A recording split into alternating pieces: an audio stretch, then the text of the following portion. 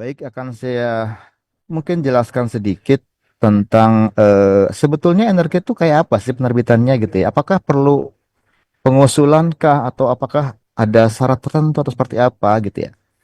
Baik, teman-teman sekalian, semenjak 2023 ya mungkin ya.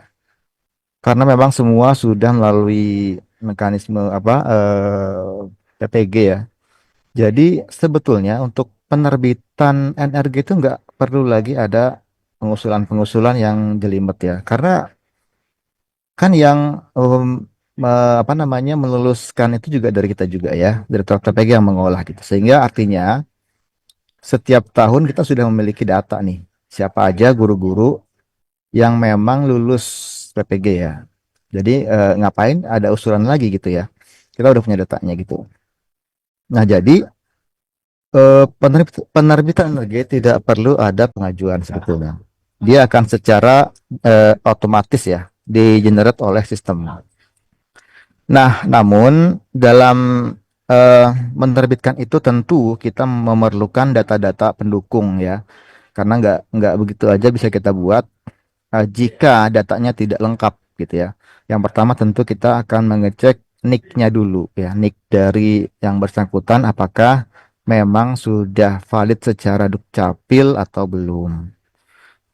Kalau belum tentu kita tidak bisa mengolahnya karena akan terjadi mungkin nanti ada konflik atau semacam itulah gitu ya.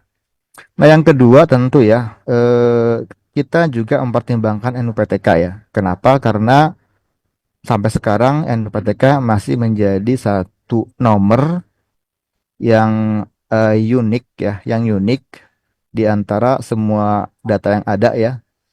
Dan itu menjadi kunci ya untuk kita menentukan apakah seorang itu adalah orang yang sama atau tidak dengan menggunakan NUPTK.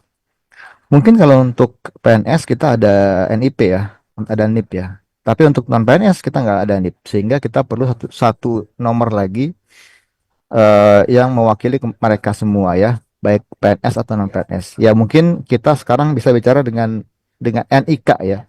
NIK kan semua punya, betul. NIK semua punya, tapi ingat bahwa sistem kita berjalan jauh sebelum NIK itu stabil seperti sekarang. Ya, sebelum NIK itu sudah menjadi apa namanya sudah bagus lah seperti sekarang ya. Kita dari tahun 2000 mungkin 2007 ya. Pada saat itu belum ada yang namanya apa namanya NIK yang apa yang sudah nasional ya, belum ada KTP nasional lah istilahnya seperti itu. Jadi masih masih banyak klik-klik juga yang mungkin ganda ya saat itu ya. Nah, ini kita nggak bisa begitu aja langsung mengubah unik ini langsung berubah ke NIK ya karena butuh proses ya.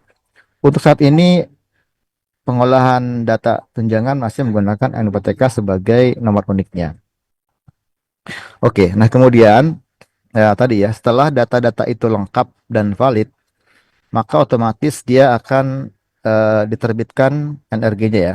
Jadi setelah ada kelulusan, kemudian kelengkapan datanya juga sudah cukup gitu ya, kemudian maka diterbitkan energinya. Nah, cuma perlu kita pahami bahwa penerbitan energi ini memang tidak berbarengan ya.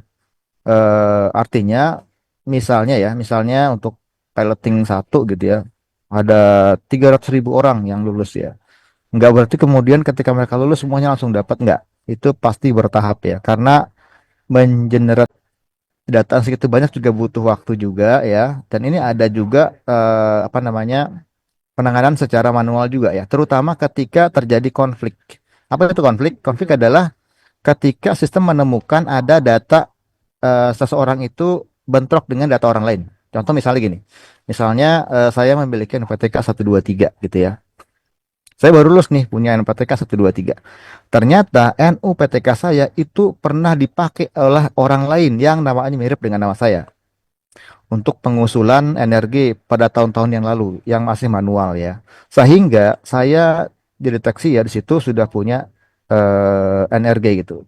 Nah, ketika saya dideteksi sudah punya energi, maka saya tidak bisa lagi mengajukan energi gitu karena tidak boleh seorang itu memiliki dua energi teman-teman ya.